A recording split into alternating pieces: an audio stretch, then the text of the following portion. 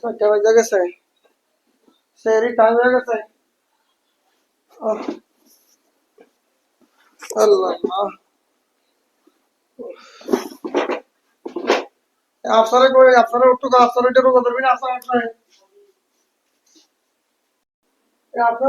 উঠো, আপনার আপনার রোজা ধরতে ওঠ। রোজা ধরতে ভালো লাগে না। কি রোজা ধরতে ভালো না? ওঠ। ধরুন না রোজা। না ওঠ।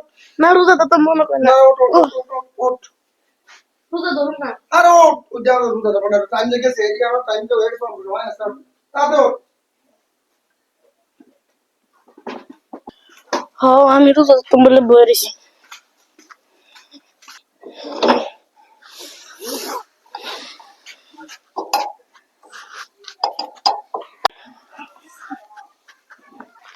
আফসারে কোন দিকে গেলে? এরা আগে দিয়ে গেলাম না। এ আফসার, আফসারে কই গেছে? আফসার গেছে কই তোরা? ও রোজা ধরনের ডরে ফলাইছে। কই কই ফলাইছে? ওরা টুকে যে বাই করুন। আফসারে কই ফলাইলো? এরে কি রে, তুই দিয়ে এনে ফলাই রোজা? আমি রোজা ধরতাম না, এই কথা বলে রয়েছি। তুই রোজা ধরবি না? না রোজা ধরুন না। এটা কথা নাকি? তোর রোজা ধরনে বয়স হয় নাই?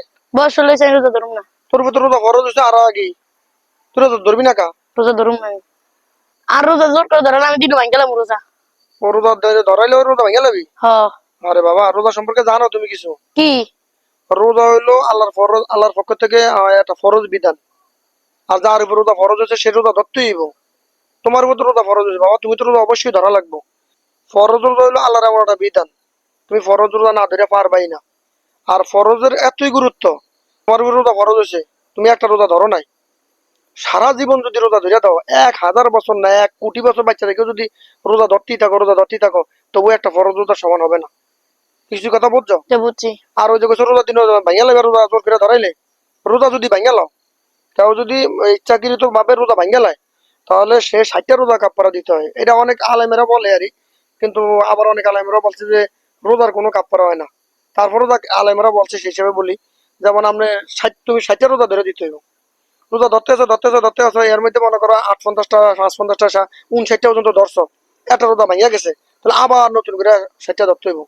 তাহলে তুমি রোজার মাসেই একটা রোজা ধরতে পারো না, তাহলে কি আবার 60টা রোজা ধরা তোমার পক্ষে সম্ভব? না সম্ভব না। তাহলে বাবু, রোজার অনেক গুরুত্ব। রোজা যেহেতু ফরজ, আল্লাহর পক্ষ থেকে ফরজ বিধান, এটা রোজা ধরা লাগবেই। এটা অনেক বড় গুনাহ না ধরলে। এবং রোজা এমন একটা আল্লাহর পক্ষ থেকে, যে যারা রোজা ধরবো তাদেরকে আল্লাহ পাক নিজ হাতে প্রতিদান দিব।